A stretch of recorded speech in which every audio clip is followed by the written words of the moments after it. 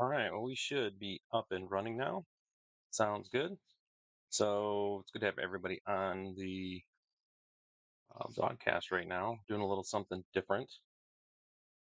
Today we are, instead of going off of mobile, which I normally do, we're going to give it a shot here, actually doing our, basically from this longer, again, from the widescreen here and my other video. So again, I had a lot of folks ask if I wouldn't mind doing a wider piece. So we're going to give that a shot today. Again, for those that don't know, my name is Ryan Howe. I come basically come to you live every single day in the afternoons here for the most part. Depends if I got client work or not. Working in my garden, working out in my greenhouse where we're at today, on different things, and that's what we're doing today.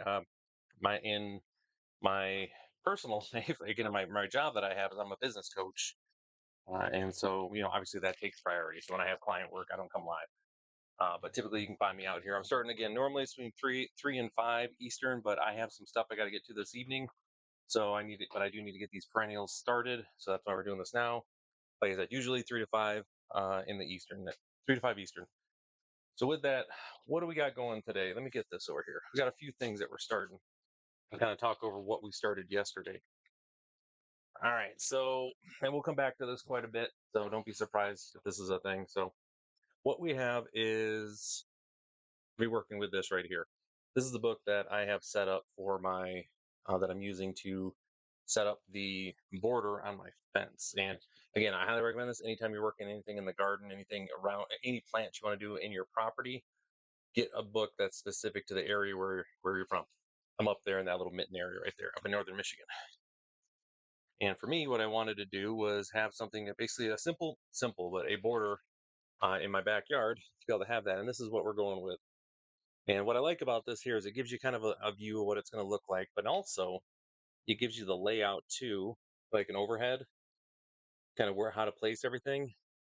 Then this part over here, they actually go through the effort of telling you, okay, what those plants actually are, explain a little bit about them, and then the number of plants you're going to use in each one of these spots in order to make it fill out and have it look somewhat like that. Now, earlier yesterday, we got through a whole bunch of Um, we did a bunch yesterday. Yesterday, I got through, I want to say, well, let's count them up. One, two, three, four, five, six, 7 different varieties when I was out here.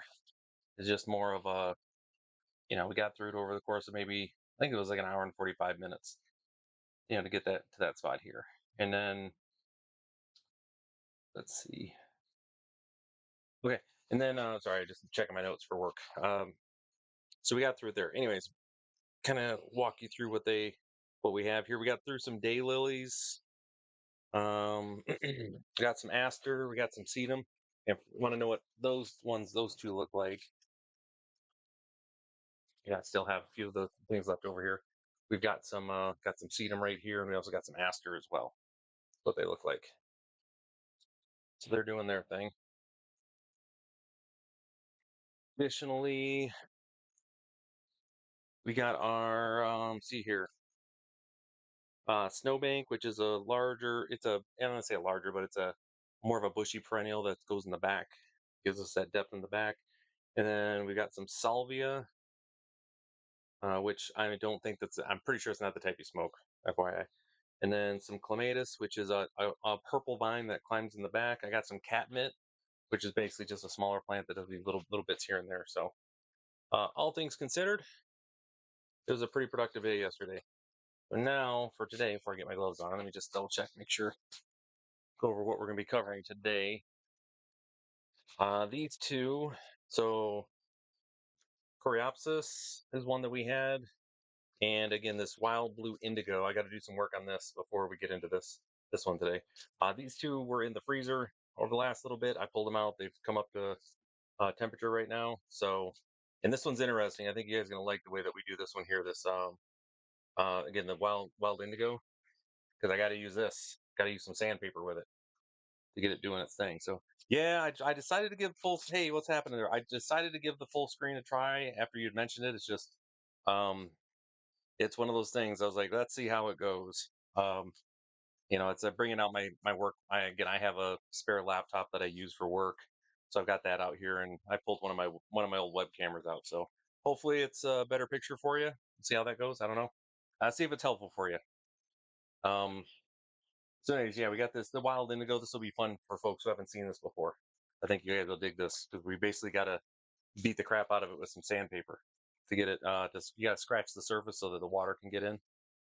And then for around the house, mums, chrysanthemums. That's not going to be in my border. Well, I may put a few in my border just to have them. But for the most part, not going to be there.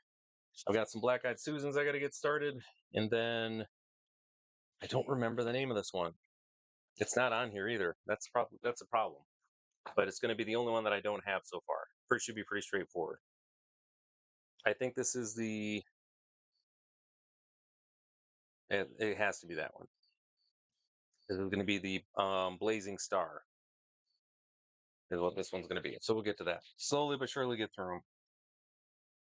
Did you get that? Did you get those sunflowers planted? Said you're going to get out there and do them yesterday. If you had time. We've had nothing. The rain hasn't stopped here since yesterday. It's just been coming down. Check real quick. Sorry about that. Just had some stuff happen with some client stuff come up with this morning that I'm just keeping an eye on. It doesn't necessarily need my involvement, but it's one of those things. So, all right. Let's see. So up first. Oh, actually, you guys, I think you'll like this. So you were here yesterday when we did the salvia. I think you'll get a kick out of this. You planted 6. Nice, nice. Got 6 in there. That's perfect. That's a good little test amount. I'm going to pull this up so I'm not bringing all the water up here. But I can show you what happened to our salvia. If you can see that, see how I got all fuzzy? Soaked up that water, and they're already germinating. You can see a couple. See on the side there? See where they're germinating when you get up close? Well, that's a good news story. And we got them off to the races. I was a pleasant surprise when I came in today to check on things, and we already had them germinating. Basically, got fuzzy and started germinating right off the bat. Good news story. So we got viable seeds there. +1 for Amazon. All right, so I've got to get my next bit of potting soil started here, so I can get that in. You good? Always something just to have is get our potting soil started. For the same stuff we were doing, basically just getting this started so I can get my next stuff squared away.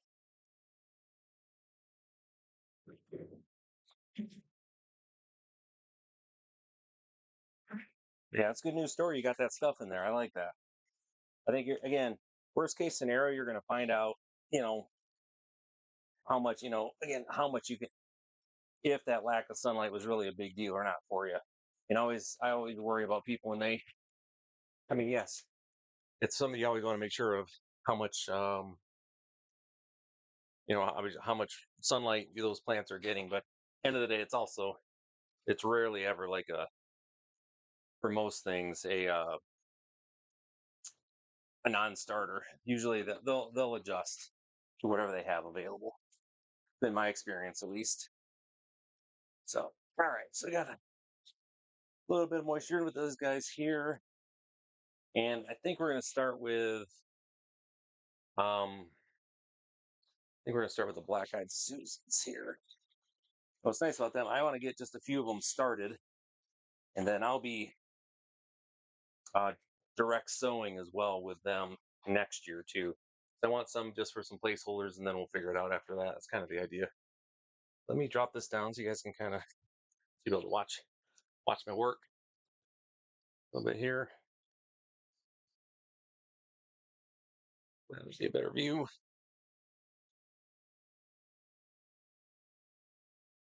Is this one for black-eyed Susans? There you go. And like we mentioned, can't say the same thing every time I do it, but again, it's one of those things I never have to worry about. So it's something I learned from teaching years ago is that I always do everything exactly the same way every time. So that way I never have to worry about what I told folks. I always did my tests the same way, regardless of who was in the class or whatever it was.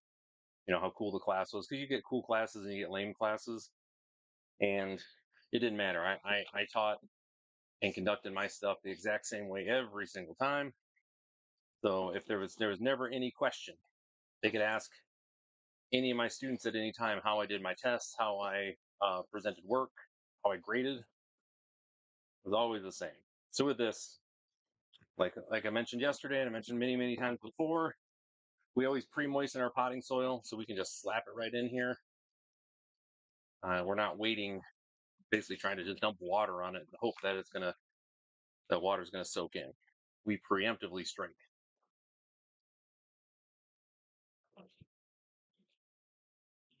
Again, knowing this stuff is gonna be doing its thing rather quickly, not too worried about it. This is gonna be in ground pretty quick.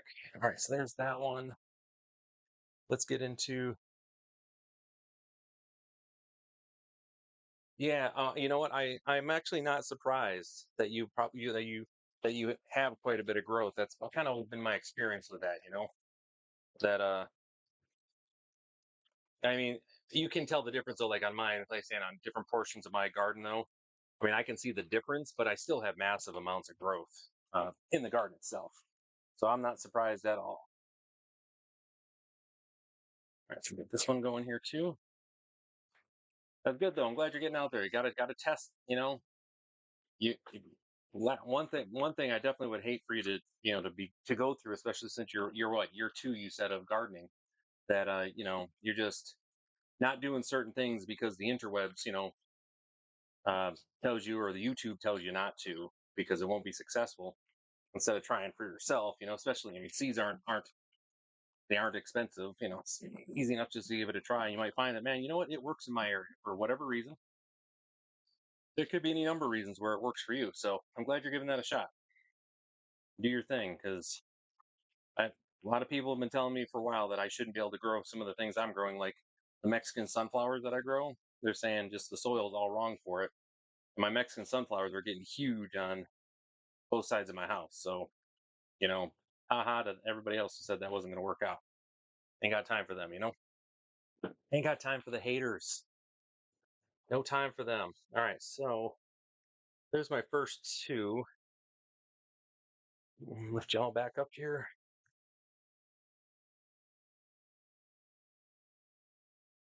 That looks all right. Here we go. A bit too high. Just a little bit down. There we go. All right, so we are going to start with, like I said, we're going to start with the black-eyed Susans in this one. And again, just like we had yesterday, I want to just double check to make sure how many I'm going to need per section. And I have black-eyed Susans all over the property. My mom gave me, I don't know, probably close to 300. Nah, not many. Maybe 150 that she pulled out of her place. So they do well in this area. Where we at? Okay. Black-eyed Susans, so it's 6 per section. So I'll probably do 4 per section. 1, 2, 3, 4, 5, 6, 7, 8. That's 10. Cool. All right, that'll work. So let's take a look at these folks here. Again, as always, we want to make sure that you just read and pay attention. On the back here, I brought my old man glasses so I could read these a little bit better. Oh yeah, I can see that. It's definitely the elevation piece too. Yeah, after living at sea level for a while and then also living much higher, I definitely see what you're saying there. All right. So we're gonna plant the seeds in moist, well-drained soil. These hardy flowers really enjoy the sun and they can spread between 12 and 18 inches. Plant 18 inches apart to avoid overcrowding. You can direct sow them. Don't cover the seeds as they require sunlight in order to germinate. So we always want to pay attention to that. And it says you only need to water manually if the soil has gotten dry to the touch or if it's been more than 2 weeks since any natural rainfall. So with that, these are a as far as they're going to germinate right on top, just like our salvia. So that's what we want to make sure we're keeping an eye on. Cool. All right. So this seems for the most part set. All there. It's gonna be good. Any moisture there. All right, so let's get started with this. See how this goes.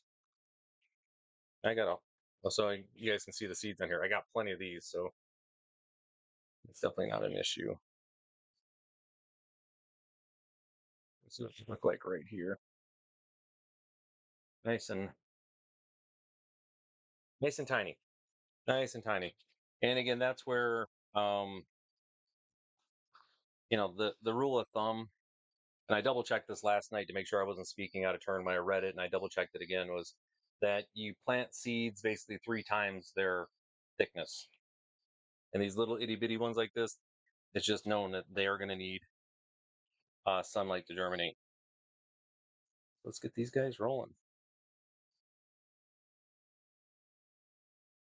So, one thing I'm not worried about is having not having enough of these. They gave me 10,000 of these. Oh, got the rain starting picking up again. And for the most part, my drips don't seem like they're coming in an area I got to worry about. That's one thing with my greenhouse here is, it's a greenhouse. It's not a 100%, it's not necessarily waterproof. We'll put it that way. But I think I should be okay. I don't see any drips that have come down on my laptop or on him right here. I think it should be good. Can you guys hear that?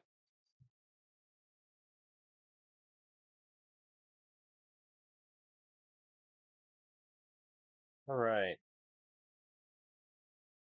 This is the other thing too. When I was talking about those people, is that once you realize how easy it is to start perennials, they're a little bit different, obviously. Um, but a lot of what we pay for at those, the drop come through. Did that land there? No, it didn't. Okay. But a lot of what we pay for at the home stores, not really something that we should be. If we can start, if you can find, if you have a space to be able to do it, I recommend just starting your own. You can start them early or whatever, but it's so easy to do, just to get them rolling. And then once they're set, now you don't have to think about them. They're just going to keep coming back. But it does take time and planning, and for a lot of folks, I know they don't necessarily have the time or the space. But if you do, go ahead and get them started early. It's worth it. Especially when you consider how much these cost. You know what I mean? As far as like the perennials, a lot of the shrubs and the flowering the flowering plants that we get, they're pretty expensive. And then same thing for your the annuals. When you look at how much, like you're saying, my oh, what are those? The marigolds that I started. They're $3 a pop just for one flower at the Lowe's or the Home Depot. Like, that's pretty crazy considering they grow that quick. Yeah. All right. So this is going to be, again, these are the black-eyed Susans.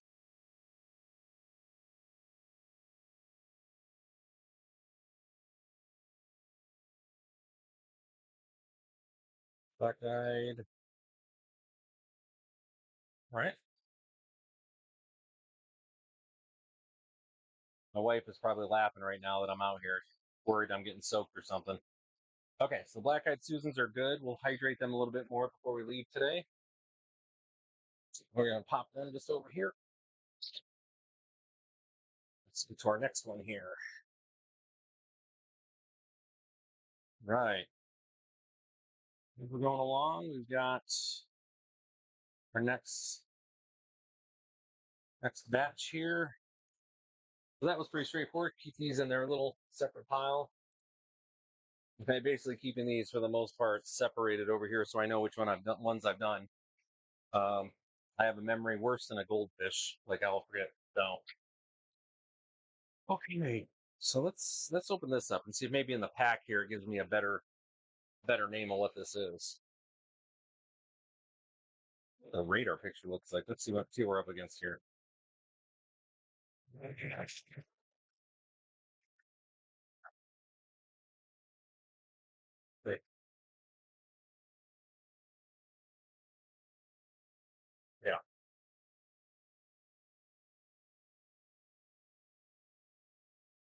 It's like this tiny little dot.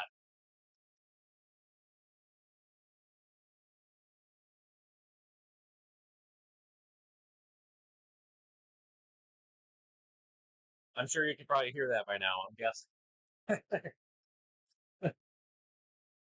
That's what I'm guessing. Oh, here we go. These are blue lily seeds.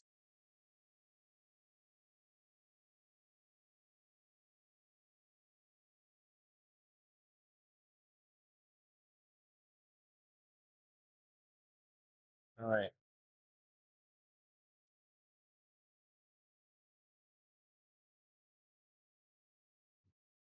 All right. So next up on the list that we have, man, that was loud. Sorry about that, guys. Yeah.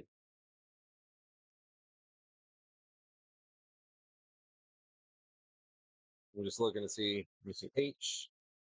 There's those. F. Okay. So these, I was right. So these are going to be the blazing star. They're these ones back here. That basically a blue lily. Doesn't look like a lily, but that's what they're calling them. So, all right, well, whatever. We're just gonna load them all up and do this whole tray of them and make it work. So, blue lily. I'm gonna write that name down so I can make sure I have all the information I need on that.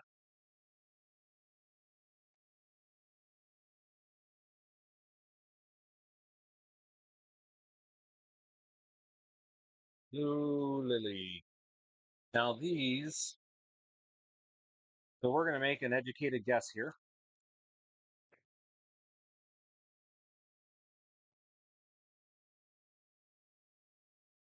That looking at these, take a look at the size of them here so you guys can see them. We're gonna take an educated guess at how deep these got to go. I'm gonna put these guys about a quarter-inch down. So you guys see what we're dealing with here. And that's what we're dealing with right there. Now that's a pretty hard shell that thing's got on there. So I am putting this at. I'm just going to get this about a quarter-inch into the soil. It's kind of what I'm going to be shooting for. I think that's going to get me where I need to be. I think that'll get me where I need to be. So using our tool on here. Again, like I was telling you before, this is a great little tool to have. Quarter-inch is basically sitting right about there because there's that little nub. That's what we'll be shooting for. All right. Boy, the rain is definitely making me is. I mean, it's definitely we needed it around here. We had a few days, we had a couple weeks where the rain was a little bit sparse, but we're caught up now, so it can stop anytime. Just give us maybe once every few days. Just give us a nice little bit of drizzle. But heading into that time of year too, uh, going into June, it's always starts getting with those the overall temperature changes and stuff that we have around here, where we switch into Midwest hot and humid. We tend to get just trounced with a bunch of rain.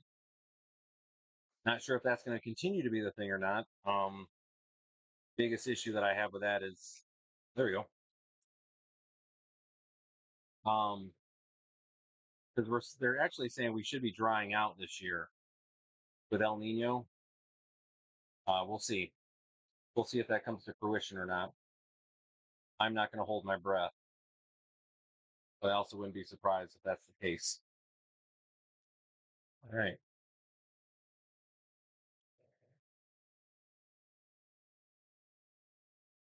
And I just was looking at the long range because I'm going to be in New Orleans next week for a conference.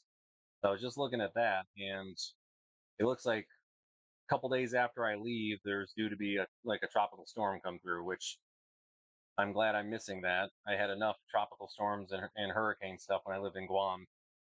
Uh, enough enough of those.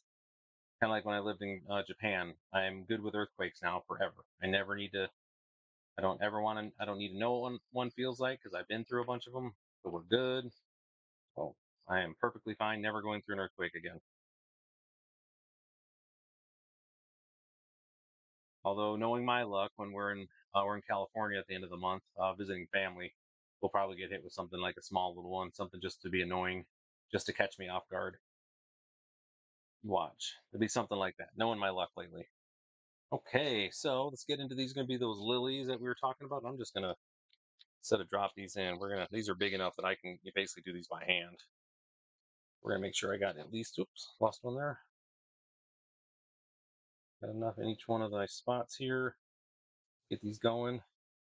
What I do love about these, especially off of a lot of these perennial seeds too, you really don't. I've never really worried about viability all that much with these. They typically have really good germination rates. These types that are a little bit hardier, the seeds, the finer ones like we talked about with the like with that salvia. I'm so blown away at that salvia. I was not expecting that to be a 20-hour germination. Be like boom, and it's off to the races. That kind of caught me by surprise there. Oh, it's a good surprise, but still, like that's pretty wild. Um, so they typically do okay. We are just gonna load these up, drop these in, and get these rolling. I've never done indigo before, that wild blue indigo, so that's gonna be pretty wild to look at that. I've never that is gonna be a new adventure for Ryan. Put it that way. I am not sure what to expect with that, especially since I got to hit it up with the sandpaper. When I read that, I was like, oh, okay, these must be some pretty solid. I wonder what in nature, in their habitat, where they first got started with these things, that where the plant evolved to where it's got to be roughed up this much to be viable. I think that's pretty interesting. That's part of the deal. All right, so we're just basically just going to barely cover these guys, just give them enough. And with this, obviously with this harder seed shell that these have on here, I'm not too worried about this. This isn't a sunlight thing. Again, they say get it a quarter-inch down. That's what we're going to do. The biggest worry with the biggest concern on this type of um, for this type of wildflower or this type of flower when you're starting it is making sure you have enough room for the roots to run down. That's why making sure you have the good potting soil is important. That's gonna allow for those roots just to get down and go get go get after what they need. Make sure there's nothing to be blocking them. That could be an issue. But other than that, I think these guys are going to be not too worried about them. We'll be able to just drop them in here, call it good. And the other thing I had some folks were asking about is, am I late getting to my perennials, getting started? Because a lot of them say get them started in February and all these things. And I'm just going to tell you, no, no, I'm not late. And that has to do with the fact that in my area, we typically don't put anything in the ground to start anything. Um, that isn't already established, mind you, until after Memorial Day, just because we have the cold snaps come through, and they will randomly we'll have this huge continental air mass just come after us out of Canada and cause all sorts of problems and kill off stuff. So we typically don't. This year, I rolled the dice because it and started 2 weeks early, and a couple of my basil plants paid the price for that for my, but everything else did just fine. They couple. I mean, don't get me wrong. I had a few of my plants. They lost a few leaves because of the cold. Basically, because we had some. It was right at freezing. We got down to about 33 in my area, so it was right there, right at the threshold of trouble. But we haven't been anywhere near it since, and that's going to be the case going forward. But like right now, we've got a once this low pressure system gets through, it's going to be pulling cold air down for the next 3 or 4 days here, to where we'll have our overnight lows be back down in the low 40s again here. Nothing necessarily to worry about with the losing any plants, but plants don't like to. These plants, your annuals, they don't like to grow in the cold for the most part. The brassicas do. They love it. Like all my brassicas are going to be ecstatic. They're like, oh, cool, we got another shot of cold weather. Let's go. But Everybody else is gonna be like, man, this crap's back again. All right, let me just trying to see what the weather. All right, so it looks like I may have one more round of yuck weather here in a second. Is what it is. Okay, so that is the blue lilies. They are done now. Dunzo. We will put them. I will just put them up here. It's fine. Put them up here for now. Till I find another spot for them. That one. That one. All right. So who's next? Let's see what I got next here. Yeah, I think I might actually um do some work on these wild blue indigo here. Right. Let me just look at the indigo.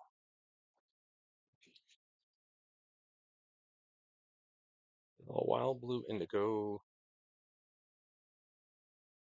So false indigo. So use. Let's see if we can find where that indigo is at. Indigo. It looks like it's a pretty decent sized plant in the back here. It's D. Let's see how big it gets. Page 119 is the other spot. It gives you.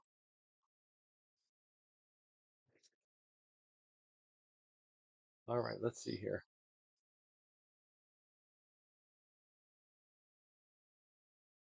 What's going on with my stream rate? There we go. Okay.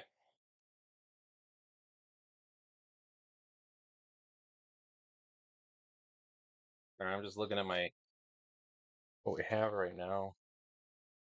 It is being silly to say the least.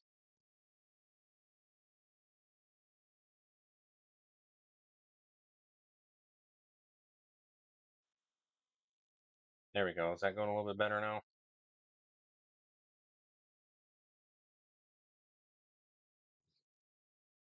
All right, so that looks better. Okay. Yeah, sorry about that earlier. Anyways, so this is 2 per. I want to look up on page 1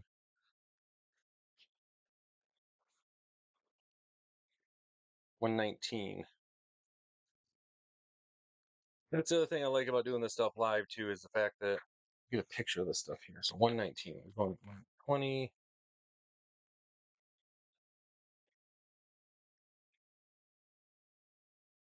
There you go.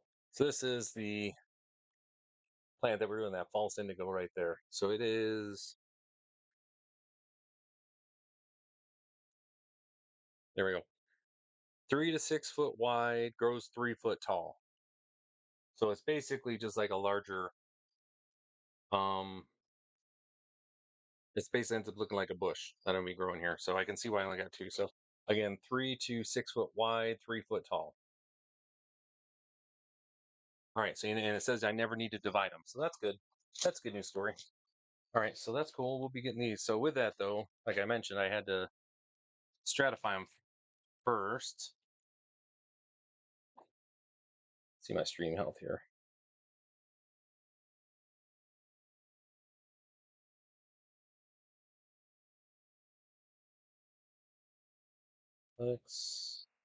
Okay.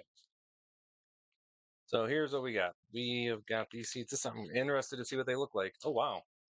That was not what I was expecting. So that's what they look like. And again, this is our indigo. And it says I am supposed to rub seeds with sandpaper to scratch the seed coat. Festive plan. All right. Seed coat, you got it. We're going to place them here. Probably just going to do these like in order, I think is probably what's going to happen. Place them down right here. They're not going to go anywhere. We'll just scratch them one by one after we get our potting soil set up. And we want 1/4 inch is our depth. So this blue indigo has been the one I've been looking forward to doing the most. It just seems kind of interesting to me, the fact that, I don't know, something about just using sandpaper on seeds to get them started. It just kind of caught my attention. I'm going to need 6 of those. So that's a total, that's 2 on each. So that's 20. So, no, I'm sorry. That's going to be 8 times 2 is 16. Yeah, it's 20. 20 is where I need to be at. So that's going to be guess I can do it in this guy. I'd rather do it over here. Let's do this one. Actually, no. Let's go with this one. I just feel better about doing this one. Let's get this guy full up. All right. So again, sorry about the feed over the last little bit being a little bit wonky. Yeah, definitely sorry about that. Not much I can do out here. I'm not that far from my house, and I'm on using the Wi-Fi that's on this side of the house. I have two different Wi-Fi's that I use. I have my business one, and then I have the one that we use for the house. I'm using the one for the house right now, and it should be, you know, it's my broadband connection that I have. So take go ahead and bring this down while we're all doing this here. Oop, too fast there. Sorry about that, guys. And here we go. All right. Sorry about that. All right, so we are just loading these up. This next set of trays, we're gonna have again, the false indigo is what we're doing. And this ends up being a pretty decent sized plant. Like I said, it's according to the down here, man. Down here, buddy. There we go. This ends up being, a decent sized bush. They're saying it's 3 feet tall and 6 feet wide. So should be a pretty impressive little specimen once it gets up in a couple years. My understanding, and it says you don't have to cut it back or not cut it back, but you don't have to separate the plants out. It just does its one and calls it good. So we'll go with that. Right. Yeah, so this one's definitely going to be a little adventure. Excited y'all are here for this one. And that's the one thing I'm definitely gonna say for sure here too is that the number of folks that stop by, and this is a part of the test that we're doing here today too, is just to see if what the actual visit rate looks like and how often I hit the recommended for people while I'm going live here. When I do mobile and I'm in mobile and I'm vertical filming, I have people stopping by pretty much every couple of minutes. I'll end up with between just with between 100 and 200, sometimes even more than 300 views. Kind of varies. On this one, I'd be interested to see if I even crack 50. And again, that's simply just because of the time frame, but also, I don't think a lot of people are watching YouTube folks. I don't think they still have fully gotten, supported. Like a lot of people that go to YouTube, they aren't necessarily looking to stream stuff yet. They're going there to see people doing stuff live. It's pretty much in its infancy as far as, minus some of the news folks that are on there. Obviously people are on watching Tim Pool and whatnot. And if Jeremy on the quartering, he does some of his stuff live. But, you know, I'm a firm believer this is the direction that if you want to be a content creator going forward or just be able to connect with people, you got to go live and you got to be out there, be willing to talk to folks and meet them where they're at. And that's what I was saying that um, these live features just being willing to do your work live like this in front of folks so they can see like, oh, this is this is what it looks like. Now I will say this much: I actually have a lot of people that show up whenever it's composting for some reason. Composting day seems to be one of my more popular streams. I get all sorts of folks that like to hop out for that one. That's pretty funny, to be honest. I got people hopping on that one. Like this, because it is sweaty, dirty, off. It's just a pain doing composting. It's so important getting all that nitrogen back into that nitrogen and all that goodness back into the garden. Help my plants out. Okay, there's that. Cool.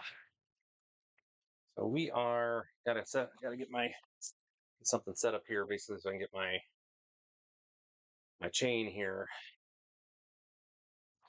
my work area set up. All right, so we're doing some work setup right now. Just gonna see where it needs to be. Cool. Pop those guys there right now. So what I want to do is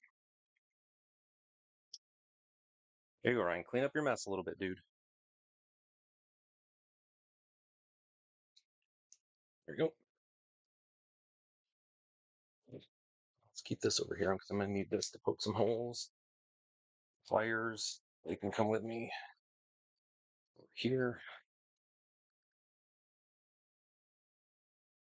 These guys can come here. Okay. All right. All right. All right. All right. We're cooking now. You guys come over just a little bit. If you can't get your compost pile to heat up, it's typically one of a couple things. One, it isn't big enough.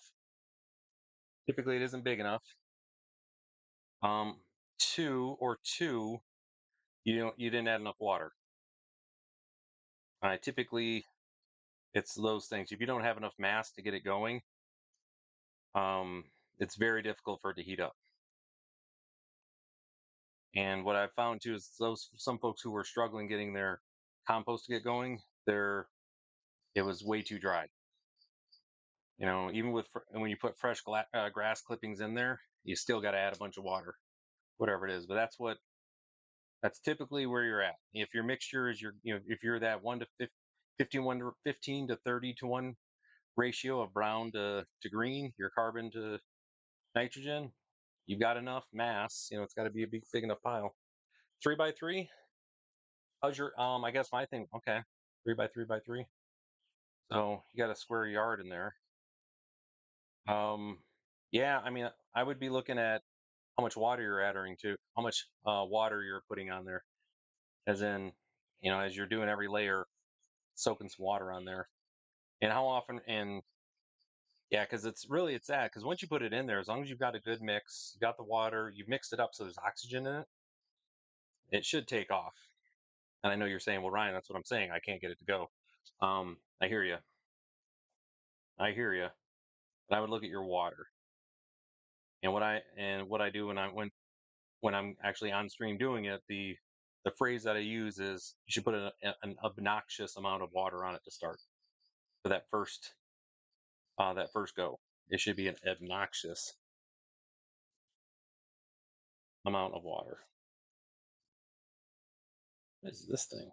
You, you at all? Get a nice scoop of mud here. 'Cause you definitely are warm enough down there. I mean, it's only got to be above 50 to get started.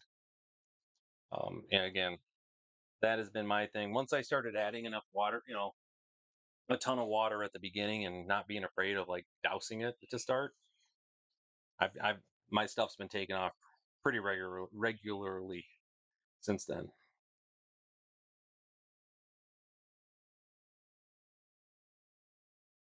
All right. So like I said, these are all supposed to be around a quarter inch in depth on these. So I'm just doing all my prep right now is getting my holes to the right depth. And oh wait, one, two. Make sure I'm paying attention which way the cells are pointing here. These are doubles.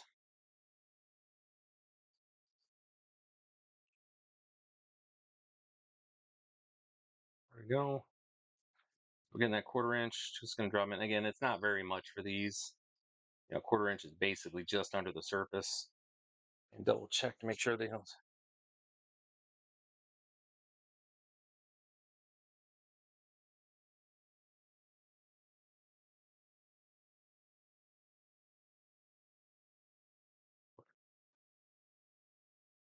Just double checking there to make sure I had that quarter inch correct. One thing I do worry about, I've wasted more seeds by not making sure the depth was correct than pretty much anything else. Like I said, the seeds know what to do. You just got to put them in the best chance to get going. Okay, there's that there.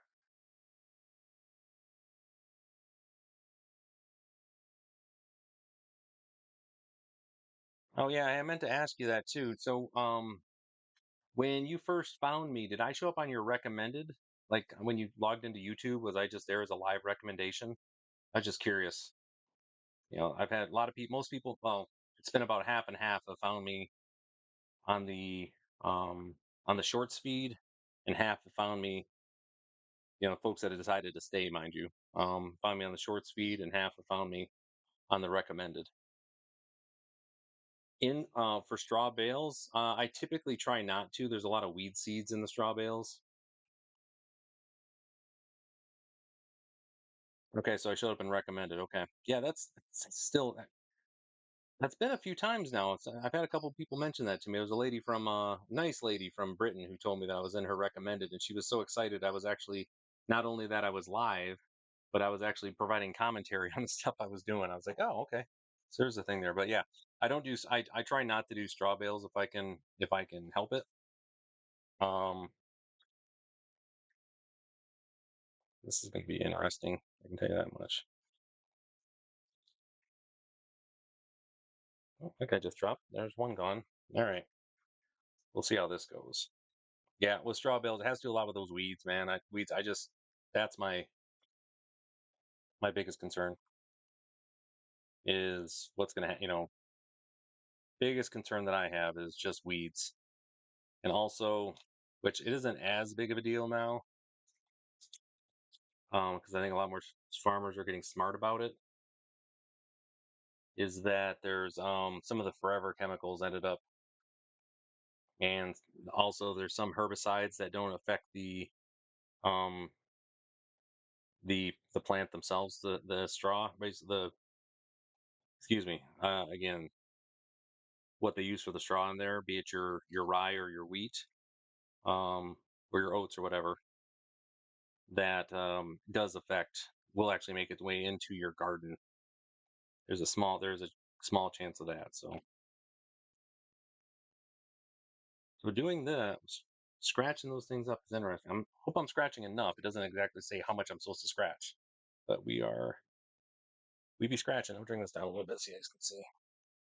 You can see a little bit better where I'm literally just in here with this, and you know, we'll scratch on it. That'd be it. What a weird, what a weird um, system. Although it's not that weird because there are, a lot of your pumpkins, your squashes, things like that. You clip the seeds ahead of time. You can clip the seed ends, and what this does, it just helps get water in there. So I understand the principle because they're probably saying you can't really trim the ends on these, for reasons that makes sense. These are pretty solid seeds, though. Tell you what, definitely in the same family as regular old beans. You can tell that much. They look like little kidney beans. Very very little kidney beans. Well, the crickets are out, that's for sure. Man, they making some noise here. All right, you can just probably can't even tell that I get a little scratch in there. Just the tiniest little one. There we go. And all of a sudden, my connection got better. Look at that. Must be all this exciting sandpaper action that YouTube said we got to make sure people don't miss out on that. Man, good stuff. Yeah. So today I did some organizing, not much, but some stuff I just had to get done on the in the computer around my office for work, so I could get. And then the plan was to get out here, get started on these, which I'm glad to get after. A pink coating, yeah, you'll have that sometimes. Um, absolutely, and what that is because of yeah, German, yeah, exactly. That pink coating, a lot of that is so that you can actually handle the seeds. They're so small. You'll see that ones that I've seen recently that I've dealt with have been on petunias because of how tiny the seeds are. You can't handle them otherwise. So they get them that little coating just for handling purposes. And on the flip side of that, though, petunias do not grow fast. They do not grow fast. There you go. There's you. Good. Okay. They are the slow man. Are they ever slow? But that's typically where you see those coatings around there for that reason, just so you can handle them. Cool. All right. This one's still got two more up there.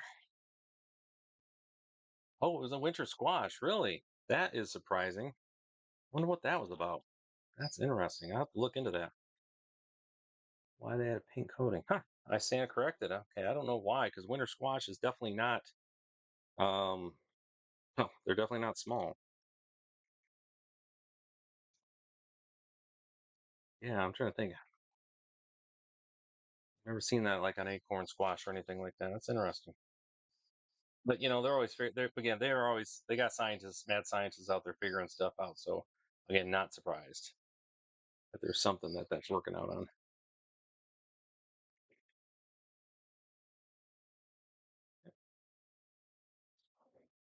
One, this one has got them all in. Cool. So we're now on to our second batch here. Got to do some paying attention here.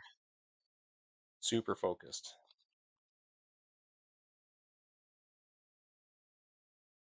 There's that. Yeah, it's definitely that's the other thing that I do like about getting in the garden and doing this type of work. It it it forces you to have to slow down, and you got to be patient, which is something that I absolutely need help with.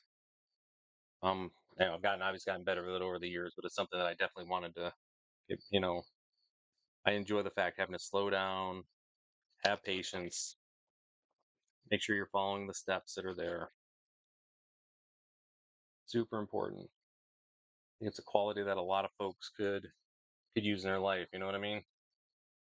People just rush, rush, rush all the time, just trying to get stuff done, and there's something nice about taking that moment in time and just be like, you know what? This we want to let this chill for a bit. It's one of the reasons when I drank, I enjoyed brewing beer. You were forced to wait, like you had to wait. There's no way to make those yeasties go any faster than the yeasties wanted to go. But you also had you had to pay attention to a lot of stuff too to make sure it was going to work out all right. I was definitely okay with that. And also the other thing, a lot of corollaries between basically working in the garden and brewing beer too. Um, if you worry, it'll spoil your beer. And if you worry, you're gonna worry, it's gonna spoil your crop. That's something that I'm a firm believer in. You don't want it, shouldn't worry. We're out here to have a good time, relax, and just kind of live our best lives. Worrying isn't something we should be doing.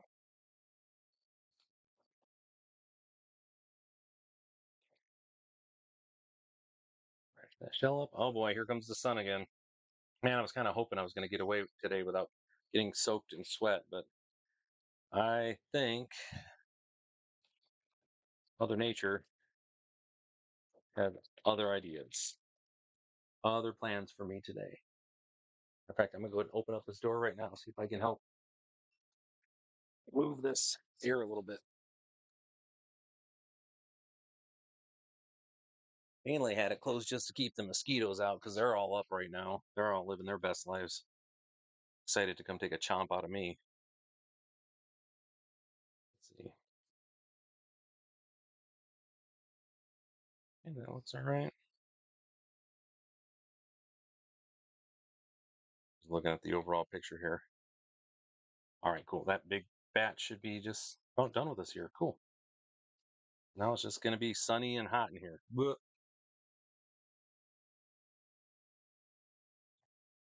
All right, so continuing on here.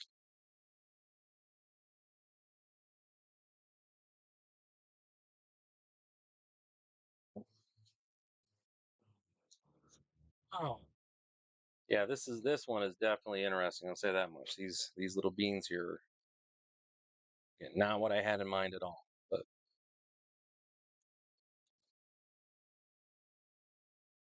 literally scratching the crap out of them, so they'll germinate. That's pretty funny. All right, here we go. Cool, cool, cool, cool. All right here. Yeah, definitely want to keep me posted on those sunflowers. I'm interested beyond all good measure about how well that's going to work out for you. Did I get this thing? Okay, so I'm skipped over when I wasn't paying attention. All right.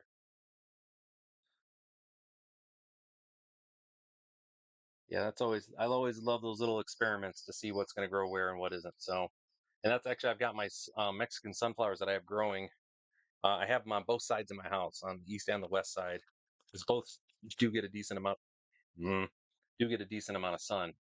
So I want to see how that's going to work out for their growing. So we're doing experiments all over the place here, and for the most part, they're doing pretty good on both sides of the house. I think it should be a W across the way. They say they need between, you know, 6 and 8 hours of sun per day, and that's definitely what they're getting on both sides of it. But obviously, one's the earlier part of the day to worth of full sun and shade going into the night, and then the other is starts off with a shade and then finishes the day in full sun. We'll see which one of those works better for it. I think it's going to be a W regardless. But do you seriously get off there? Get off there. There you go.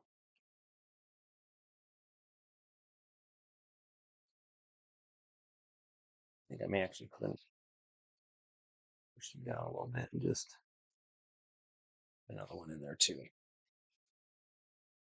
All right. This has been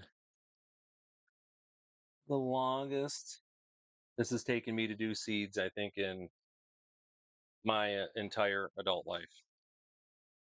What? And no wonder they charge so much for this stuff at the box stores. My goodness. I'm sure they've probably got some sort of super, super secret, math industrial way to do this. And I'm sure there's somebody who's going to watch this that has a greenhouse, that has a professional greenhouse. Who's going to be like, yo, dude, there's a better way to do that. Um, of course, by the time I hear that, I'll be well done here. At least I hope so. It takes me that long, which I've only got about another 10 or so packs left to do. There we go. Oh man. Yeah, this is so other stuff I've been thinking about too. So obviously my greenhouse here, I've got some work I've got to do on the greenhouse this summer to get it ready for fall into winter because I plan to run my greenhouse year round. And part of it's going to be getting um, some foam insulation and some OSB plywood for basically around the vast majority of um, of the greenhouse in a way that is modular. So that means I can do it in sections so I can store it under my house, like during the summer when I don't want to have the insulation out here, and then just break it out and be able to install it easily. So it's going to be in sections. I think that's kind of where my goal is here, is to do it in a way that I've got a whole bunch of these. And again, this spot over here, you can see on the side. I think it's turn over here. So on the side here, this is a 2 foot section where I basically just I think this is 4 foot through here. Um, yeah, there's three, yeah, about 4 foot to this point here. Um, do this basically a whole bunch of modular sections that I can then set up. Basically just put them in with some bolts that quick release bolts or something. Install it for the winter time, and then when it gets obviously into spring when I don't need it out here, we can store it back under the house. That's the idea, because I've got the tile floor in here, and I want to be able to, like I said, I want to be able to be growing stuff year round out here. And the only thing that's stopping me is just insulation at this point. So I think that's the plan. Well, no, I know that's the plan. I just got to do it because I got that. I got another build I have to do. I got the There's a BC Masks, uh, British Columbia Masks out of Canada. They asked me to. I'm already doing a video on building a small little vegetable stand. So, vegetable stand. So they asked if I would spot if they send me a mask if I'd use it in the video. I was like, absolutely, give me the mask. So they got these carbon filter masks that they have for the construction industry. Um, I'm not a construction dude, but I am building something, and they were more than happy to send it my way, and I'm more than happy to, and give everybody my fair review on it, because I got that, and I also am gonna probably feature it too. I've got to put a sun tunnel up in my spare or in my back room. It doesn't have a window in it, so it's pretty dark back there. So and that's gonna have me crawling around and upstairs in the um, up in the rafters. So I'm gonna want to make sure I keep plenty of all that yuck out of my lungs. So I think that mask is gonna be good for that too. Yep. Did. I'm gonna be really interested to see how well this does. Like I am, honest to goodness,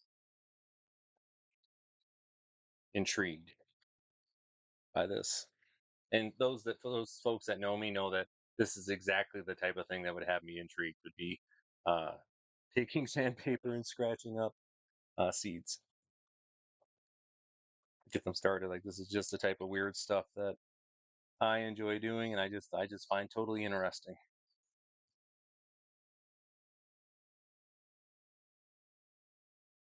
Yeah. On the other side of that, yeah, I was talking with my client yesterday too. As I mentioned, I don't think I mentioned that we were definitely spending some time talking about. They were setting up the garden, the new the owner's son. They were setting up their garden. They were asking questions about what to put down in the rows, in their sections that they have um, in between the where they're planting at. And they asked what I do, and I'm like, I put down wood chips for everything, and then I put compost on top of everything to balance off the carbon and the nitrogen, right? And but I said for you guys, you don't want to do that. Just use living pathways. Just plant some grass. That's probably one of the biggest things that I think people forget about is using grass as a cover in your garden for your pathways. Because then all you got to do is just really all you have to do is go mow it and weed whip it to keep it from spreading. And that'll be some really good. Um, it's also good weed control for you too. And that's not my great idea. I got that from the gosh, who are those guys at again? From No Till Growers, Farmer Jesse. He brought that up on one of his as far as the living pathways that they do, and I love the idea of just using grass. I think that's perfect. Keeps the soil covered, keeps your little germ friend, your little microbe friends happy, which is what you want. Um, it's good stuff. All right, let's get you guys in here. So again, we are continuing on as we're working on our perennials here. This is the uber boring part of it where I'm just going through after running all these seeds over sandpaper, all these seeds. So we can get them in there. And I had these in the freezer. I pulled them out. They've had a chance to kind of warm up, and now we're getting them into the soil here. We can get them going. They've part of the directions on this particular seed was to make sure that you use sandpaper to scratch, basically to rough up part of the shell, the seed coat, uh, to help it germinate better, which I mentioned I think is hilarious. And I'm super intrigued to see how well it does. I'm not holding, again, like with all this stuff, I'm holding out hope that this is all going to go well, but I'm not going to be a bit surprised if it doesn't work out as well as I hope it does. Like, that's just, I operate in the world of realness here. I know these seeds want to germinate. That's what they're there to do. Typically, when they don't germinate, it's because we got in the way some way, shape, or form. And like I didn't have control over these seeds. And tell you, this year I had trouble with a couple different seed packs as far as germinating. Not really pleased with it overall. Like some of my germination rates, not pleased at all. So I'm hoping this is going to be a better better set for me here. Okay, so let me clean that off.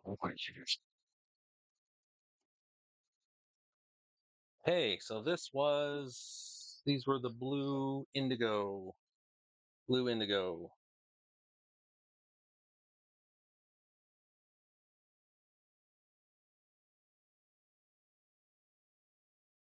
And for me, like I said, I have a very long time horizon on these, on all my stuff. So I am not too worried about, um, this year or even into next year, frankly, for this thing to be filled out, to look um, Instagram ready. I think it'd be the phrase that I'd use when I was dealing with my other stuff. Is that I would not, end of the day, like a lot of this what we're building out here, as I was showing you, are just going to be off of what we have here is the Midwest home landscaping piece here. And I highly recommend if you don't have one of these books, just get it. Get for your area. Again, I live up here in northern Michigan, but when you have this, um, you get to do stuff like this again.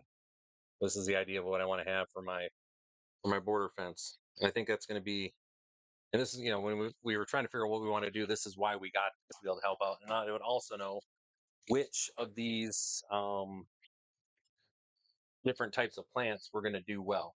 That was really my biggest piece is what's going to be successful. All right. So last thing, of course, I put that away.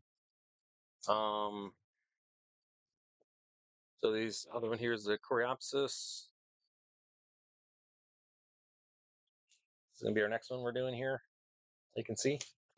So I've got to get some pods ready for that because I'm going to do probably more mums than I need to do than I really should be doing, but I want to do a bunch. And I think these Coreopsis, let's see how many I need. That's the question here. That's why I actually meant to grab that. Let's pull this thing back open here. What it does, it tells me how many basically in here that I need to have. So we do some reading. There we go. So it's 5 per group. Oof. So I'm going to do 4 per group. And that's going to basically just be this entire tray right here. So it's going to be 72. Sorry if that's loud for y'all. Apologize. And I try to reuse all my stuff at least a couple times per season. And how many total seeds do I have? I don't think I have that many seeds. I don't think I have 72 in here. See how many I have. Okay, so these need light to germinate. Remember, we're always reading this ahead of time. Oh, yeah, I got plenty. And you can see these. See those type of flower seeds they have there. Very similar to what we had with the our friends over there in Salvia land. Yeah, I need to save these too. These wild blue indigos here. Let's save these. So what I'm going to do, by the way, FYI, is when I, this winter, I'm going to order some more of these different types of flowers here. I'm going to grow out this. So I basically utilized half of my growing space here in the greenhouse, about half this year. This next year, I'm going to utilize about 100% of it. So we're going to have every single one of these shelves filled, this shelves filled, and then I'm going to have shelves all up on this other side. We're going to fill everything up, multiple tiers of flowers. And I think I'm going to sell some out in front of my house next year. I think that's the plan. So let's save some of these, see how well these go. And then again, depending on how well these start and how well they look, that's going to kind of, help me figure out what I'm going to be doing going forward for next year. All right, so let's bring you guys back down here. We're going to do our next batch here, which means back to the yuck gloves that we have. Good old yuck gloves. Blah, blah, blah. We're just going to take our potting soil here and we're going to pre-moisten it, right? That's what we do here, folks. We are always pre-moistening our potting soil. There's, like I said, there's ways you can do this to where you have your potting soil. Um, Basically, you'll see where folks they'll come in and they'll fill their pots up first with the soil, then they'll add water underneath it and have it soak in that way, which is fine, but it takes like 45 minutes. You know, it's bad enough as gardeners, we got to wait 120 days for some of our stuff fruit. Don't want to wait that long to just be able to put seeds in the containers, right? Right. So we're gonna do we pre-moisten, so that way. Oh yeah, there we go. We can just load them right up in here. We can immediately get started on planting. And this is all I'm doing is just getting everybody a nice good set in here, loading it up.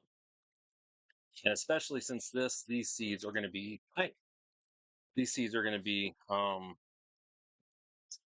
basically planted on the top there. They're going to be they need sun to germinate, so we're just pressing them into the top. Even better. So they're gonna have a nice moist surface to get into and get going. And as we can see yesterday, again, we talked about here was we had our salvia, or salvia, however you want to pronounce it. It's already germinated, and it was one of those tops needs sunlight, so it got soaked with lots of water. Came out here, it was happiness. It already germinated. That was a little happy surprise there. Liked every bit of that. So there's that one. Now we're just over here. Let's get onto this side. Now with that, I do keep these again, all these cells, these pods, they are going to be in trays, in these basically bottom watering trays, because that is absolutely should be something that you're doing to the best of your ability. If you don't have to top water when it comes to germination, when you're germinating your seeds, that's usually best. If you can just have where you are using capillary action to keep that water flowing into your up through these cells, that's preferable. And if you guys didn't know, that's actually what that's called. Sorry, I just had had one of my neighbors go by with their tractor there. It was pretty loud. Sorry. But anyways, that's what that's called. That's called capillary action, when that water just seeps up from the bottom like that. Okay. So now we're just going to go through. We got this in. Just going to basically press down in each one of our cells and make sure it is full as it can be. Anyone, again, we're just making sure that there aren't any air pockets in there like that one just had. That one, that one, that one. Want to try to minimize those air pockets.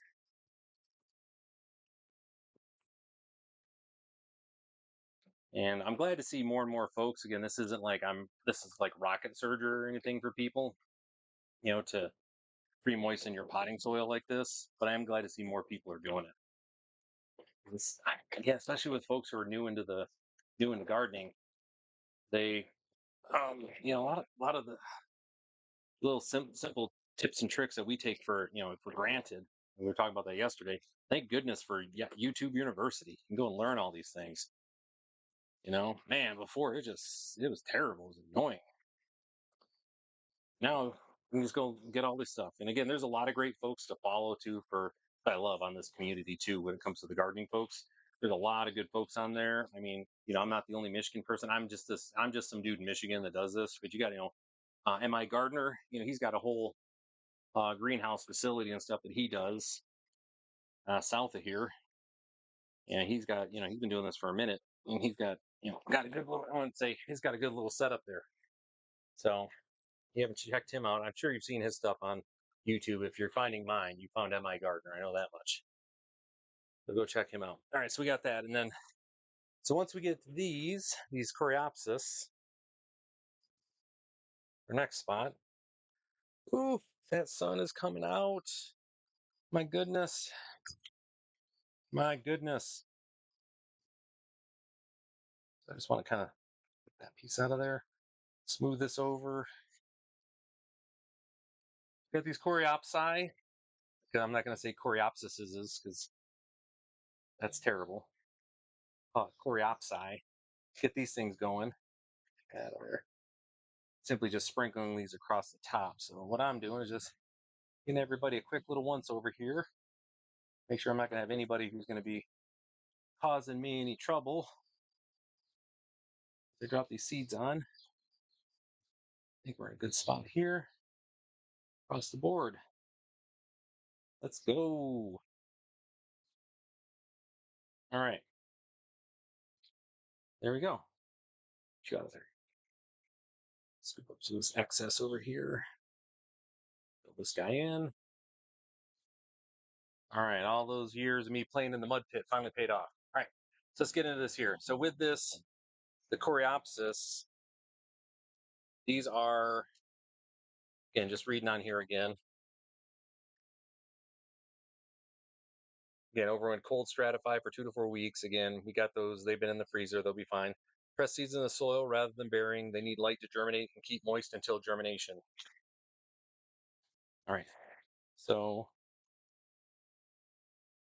I'm just going to want to put basically one or two on each right now till I get going. I'm going to do, we're going to just do one each for right now,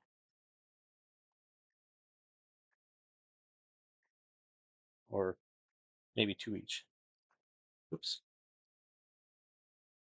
To make sure that I get all 72 of these cells. And what's nice about these plants too,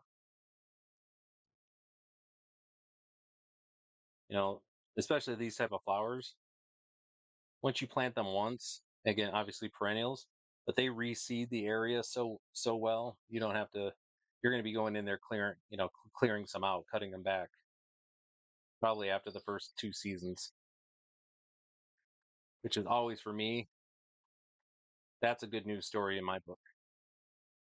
Now, that's the type of viability that you want, is something that you have to worry about cutting back because it's doing so well. And again, no, I know these will do fine in my area. They grow elsewhere, but again, that's why I got the book that I did, specifically designed for the Midwest. These plants have been shown to do exceptionally well in the area. So we're just going to keep on with that.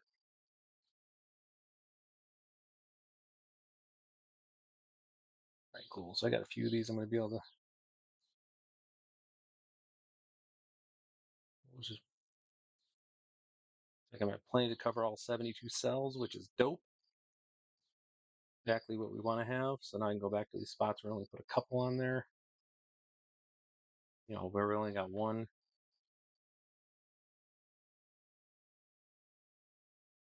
And make sure everybody's got plenty. Because what I don't want to do is have like 7 growing in one, and then have other ones that, one that I only put a couple in that don't germinate at all, which is always the case here. This could, I've had this stuff too before where I've put stuff in the freezer and I pull it out and it just didn't germinate. It, for whatever reason, it just, I had a very low germination rate, like in the 20%. And sometimes that just happens. Nothing you can do about that.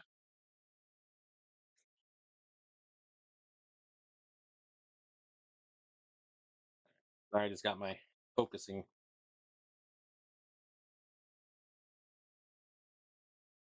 It was the last of them. Okay, cool. All right, so there's them. They're on now.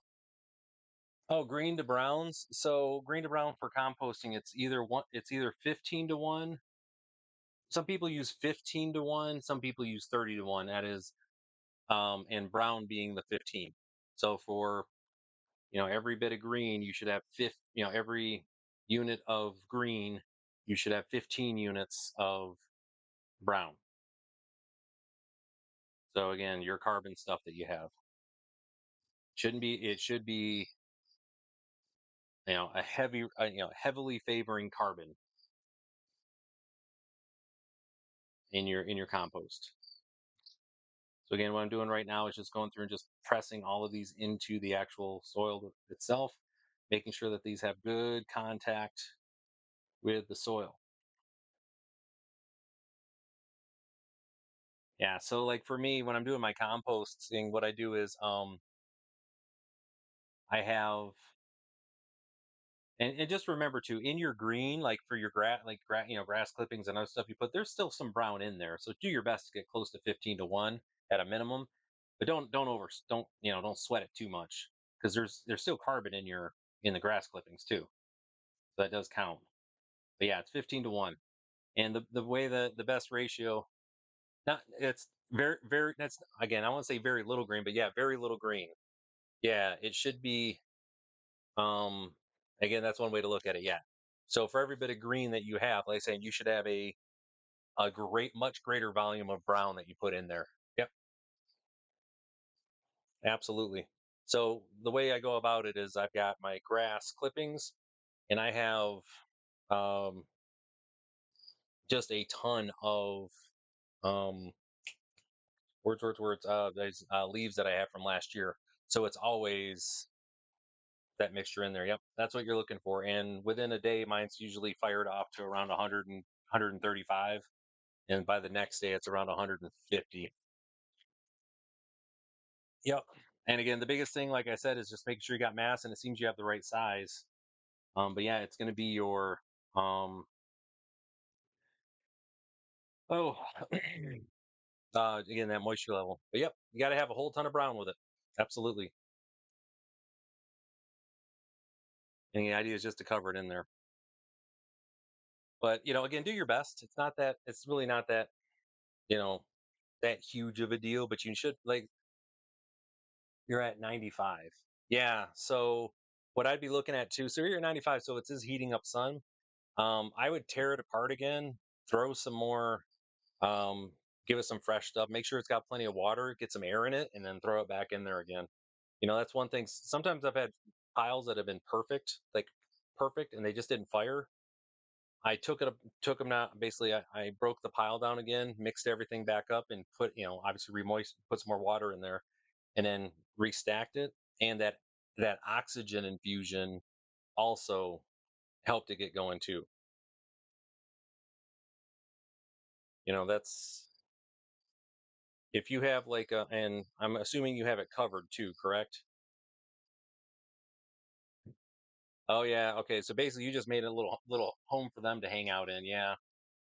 So what you'll want to do is, yeah, I would definitely pull that out, aerate that thing back up, make sure it's got water, and then you do have it covered though, right? It's not like with a tarp or something.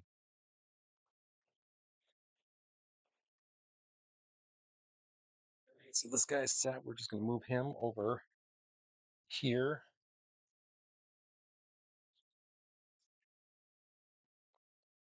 and then we're on to our last one here, which is going to be my chrysanthemums. Chrysanthemums. How many do we have here? Let's do this one. Like, let me see if that chrysanthemums. Yeah, that would be it. So I guess only question I really have back for you again is that just going to be that if you have your have it tarped or not. That's the other piece too. I've seen some folks they didn't necessarily keep it covered, and the cover piece isn't necessarily is okay. So that's the other piece too to help you out there is also make sure you keep it covered. Um, so you've seen mine, right? I'm just trying to remember that, right? You've seen my piles, correct? Did we go for a walk and show you those? Yeah. So obviously you've got it where it's set up, but also you want to make sure it keeps covered, because one of the issues you'll have come in is that as it rains, it's going to super saturate it, and that's going to do is also going to draw your temperatures down too. So let's see if we can go for a quick little walk with everything. All right, so let's go for a little walk. This is another reason dealing with my all right. So this will be a little adventure here. Hopefully this will hold. I just want to look real quick and see what the picture looks like. We're moving for you. I'll this in. All right, there you go. That should look better here in a second. Okay, so I just dropped that down there. So on this, basically I fill this thing all the way up to here. And then, it's that mix that I have between brown and green. Like I said, 15-1. It's got the water in there, but then I actually put this cover on top of it here because you don't want water getting into it. Because as it hits in there, it's going to cause some extra issues you don't want to deal with. So, and that's the big piece here. So you get that mixture, and it's just fine. You do it like that. So if you can get a tarp, I highly recommend you get one.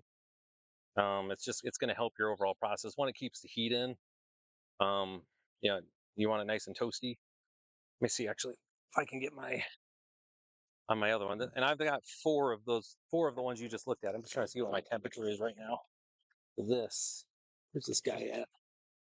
There it is. I'm at one. So I'm at 142. 142 is what the temperature is in there right now. Then again, it's just pallets for mine. All right, got that next round of rain coming. All right, back in we go. And just so you can see like the color of my compost that comes out too. All the dark that you see over there, I think is probably gonna be good for contrast for you. Just want to make sure you can see it all right. Yeah, all that dark that you can see over there, that's my compost versus wood chips.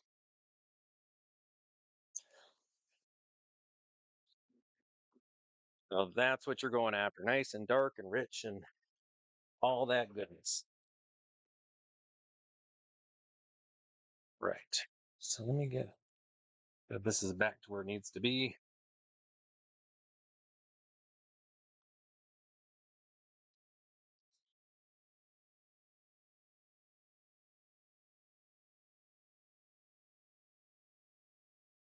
Cool. All right. Yeah. So that's what you want it to kind of look like, want to get after. All right. So this next one, I've got one more set here to do today. I think what I'm gonna do is I'm just gonna place this right here. As long as you guys can see me, I'll just push down. I'm not gonna move it too much. I want to get my last bit of stuff in here for my.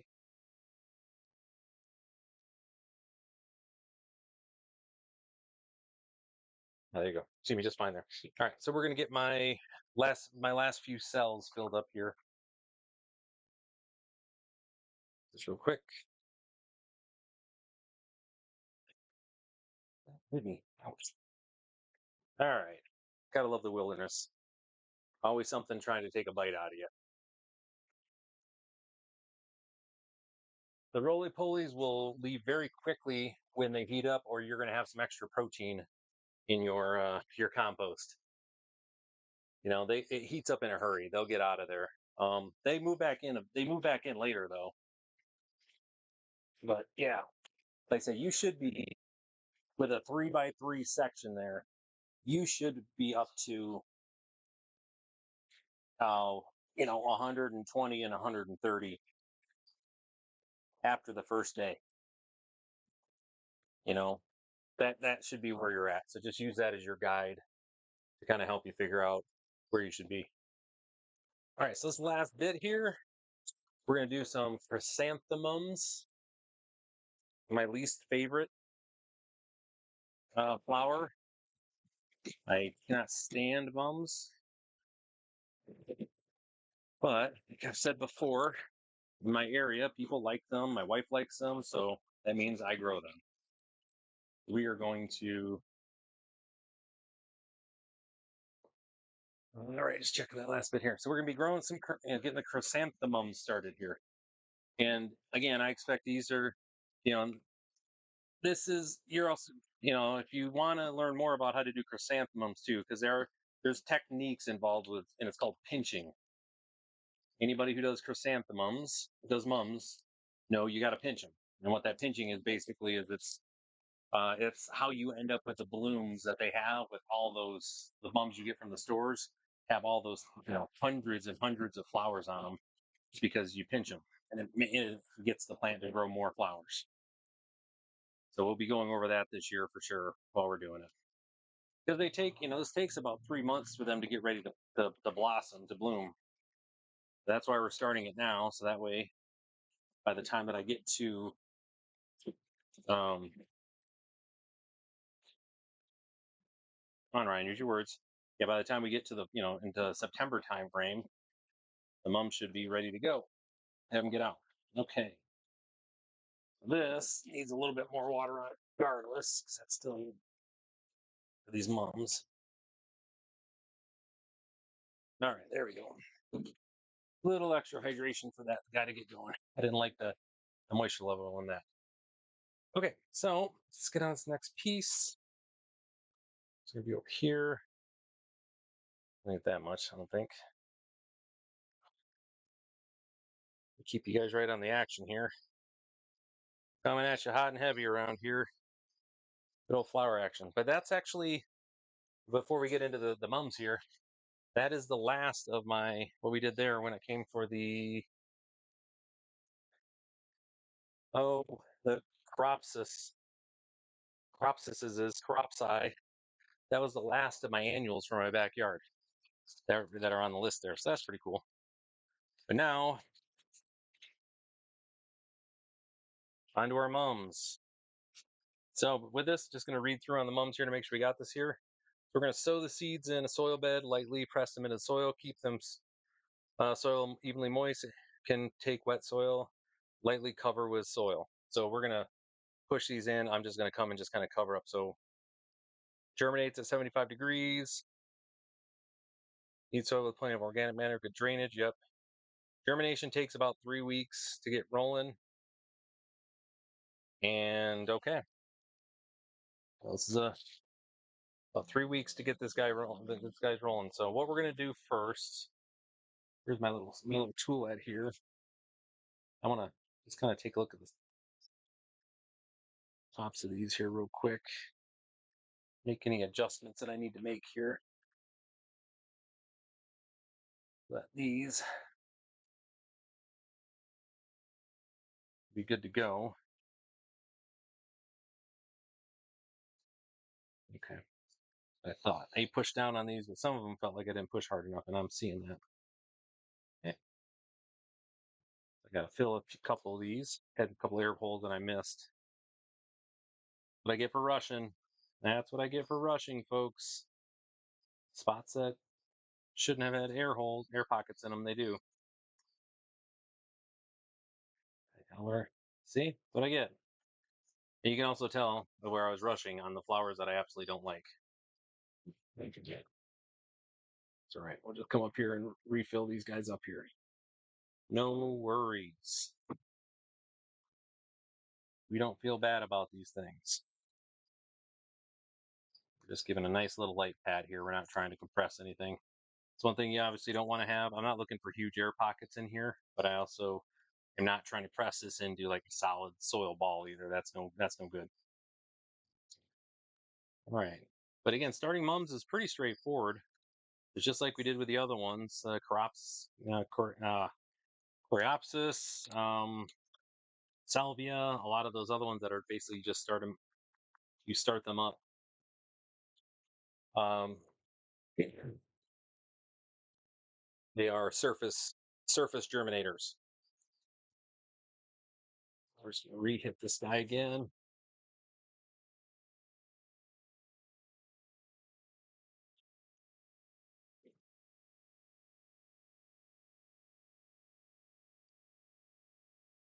Continue down the line here, keep this all moving.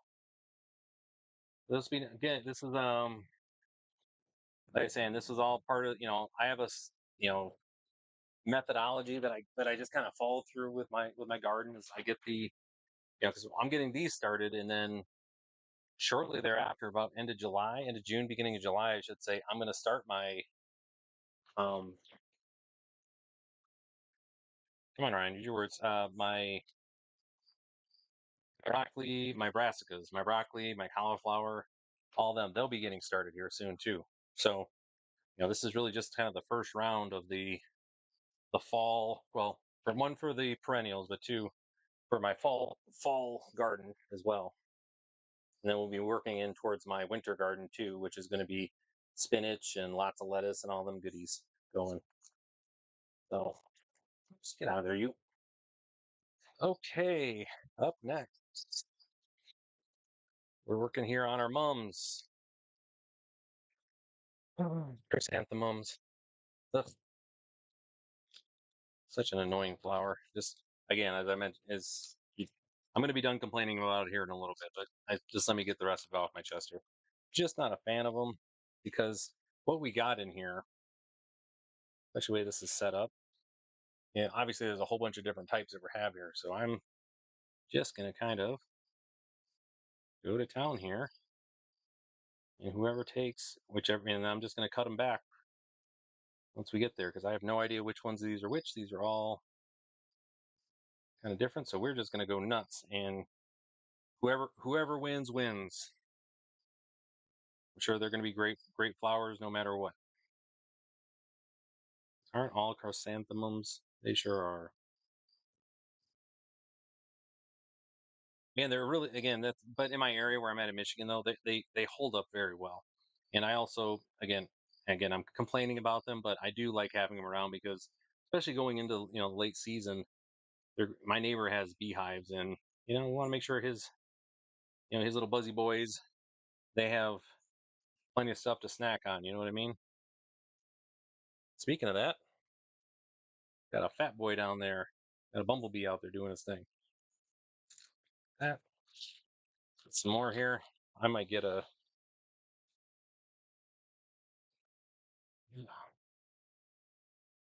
couple seasons of these.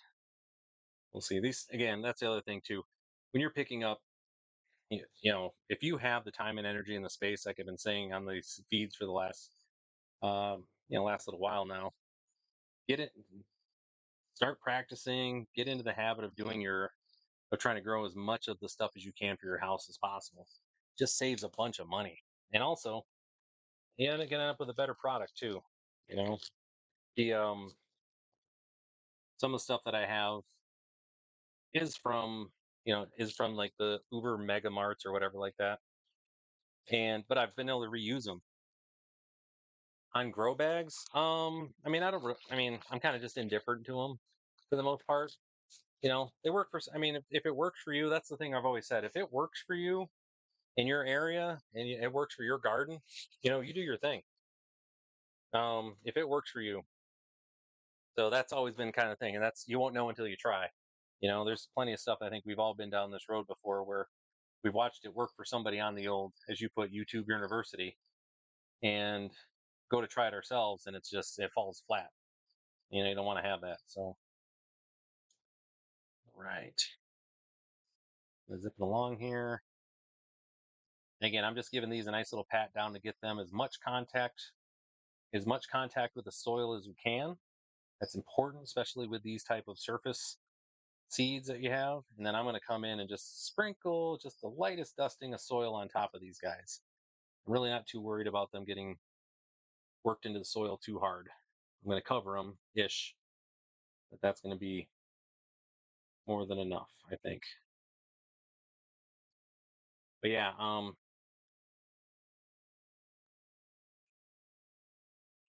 there you go. Benefit. Heck yeah, the beneficial flowers. I'm telling you right now. And when you get those flowers, deadhead the crap out of them. Once you with the ones that you paid for, you should be deadheading them every chance you get. It is you've already paid for them. Don't pay for the same flower more than once if you can help it. Deadhead that thing. Like I said, I can't wait here for a couple of months when I go and maybe get some new flowers that I haven't picked up before from deadheading at the Mega Marts. Okay, now the last bit here, we're just gonna cover up these mums with just the like tiniest little bit of soil. I mean, we're talking. I want to barely get anything on top of these guys. Heck, you know what I'll do? Here, put dry stuff on there. It's spread even better. There we go. Just the tiniest little bit. We're talking just atoms widths. Atom width. So again, for those joining us here, we've been cooking today. I've got through not it's been colder out or a little cooler out. I'm not sweating nearly as much as I was yesterday, but we've gotten through quite a few of actually I've gotten through all of the perennials that I wanted to get started. Go me, go us. We did good. And now we're simply just I'm finishing up these were months we just did. And it's a multi-pack of them. It's meant to be stuff you just kind of sprinkle around and put wherever. But I'm using it to start off. And there's 72 of these pods in here. If I get 50 of them to start, I'll be pretty happy. I mean, well, I'll be pleased. I won't be happy. Like I said, mums are not really my favorite, but you know where I'm going. You know what I meant. We will be pleased that I got this many to start. I think is going to be, which will be plenty for the area. Because when I do get them, I'm gonna put them all over. Again, they're perennial. They'll keep coming back. I don't like paying. Um, oh, electroculture. Is that where you're putting copper and stuff into the ground? Help me out there. Is that what you mean? Because that's the only thing I really know about. Um, because we're farmers by trade in my family, so this stuff we've got for the most part our systems down. But I'm definitely open to that. If you've had any success with it, I definitely like to hear it. Is that the copper? Yeah. I haven't done it. I've heard of it, and I've seen. And I know there's some folks that say they do it, and like I said, if it works. It works, but it's nothing I'm going to look into. Just because it's not. Um, I don't really have. Again, if I had issues like that, but for the most part, I'm able to get my stuff to germinate. I have my troubles here and there, and normally I can go back to one of my steps. Okay, there you go. Well, keep me appraised on how that goes. That's interesting to see. Because you've heard me say this before, and I'll continue to say it. It's if it works for you, rock on. That's what we want. That's more what we want. You know, I'm just not one of those people. So real quick, what I wanted to do there was just give this a nice little one more shot of water on top here to help lock these seeds in where they're at. Um, Make sure get nice soaking under these mums. And then we're gonna come back one more. Had a couple floaters right there. There you go. And they'll be all set there. And then from here on out, what we're gonna do is, yeah, I wouldn't doubt it. I mean, you know, plants, your seeds and everything, they react to gravity and the when it comes to the electromagnetic spectrum. They operate on it. They know what they're doing with it. So I imagine there's something there. Just on my end, I've never had a need for it. So, but yeah, definitely keep me appraised if that's something that works for you. All right. So now what we're gonna do is for all of them that we got started today, the mums, we're gonna fill up basically the bottom portions higher so we can start, bottom watering these folks. Again, just set that up. We can start that doing its thing. I think we have 4 of these today. Not too many. Like I said, we did a bunch yesterday. Man, we were killing it yesterday. Oh, wait. Ryan, got to make sure you have some underneath there. Come on now. There. Got out in front of myself there. Almost had a situation. Almost. Almost. We didn't, but we almost had. There we go. There we go. That, that was almost going to be embarrassing. Prime time for TV type stuff going on. But, all right. Again, I said I'm just going to fill these trays up. And then just kind of keep an eye on these for the next few weeks while they're doing their thing, while everybody's getting happy. That's them. These are the the Black Eyed Susans. Excuse me. Black Eyed Peas are a really cool band. I actually saw them live at the height of their awesomeness when I was living in Italy. Had Fergie. She was like from me to you away out there doing her thing. I'm gonna grab some more water. I'll be right back.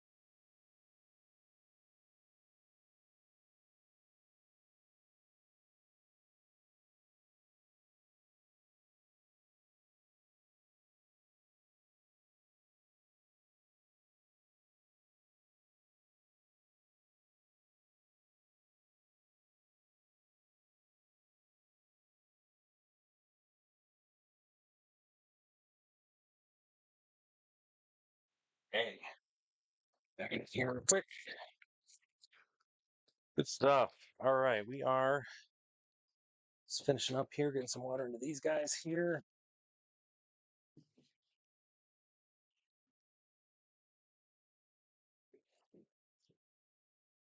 That's doing well. That's in the water there, good. And just kind of just checking to see my overall levels on these ones from yesterday. They're still going good. It still looks pretty moist. Cool. So between yesterday and today, got 1, 2, 4, 5, 6, 7, 8, 9, 10, 360, 458, about 600 plants in the ground, or 600 seeds started, give or take. That's not too bad.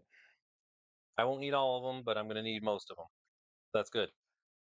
We'll see if I can get a good germination rate on that, though. That's going to be the thing. All right. I think that does it for me today, though. I'm getting out kind of early on this one here today. Like I said, I got some more work I've got to do this afternoon, get back for some client work. So with that, yeah, well, you were here for most of it, so you know what I mean? You got to see a big chunk of it. So absolutely. All right, so with that, I'm gonna get out of here. It was good chatting with you. Take care. Obviously be sure to share with your friends. And obviously share this video, do whatever you can to help, and we get some more folks on here. We can share some lot of goodness going on. With that, I will see you tomorrow. Take care, and we will see you later.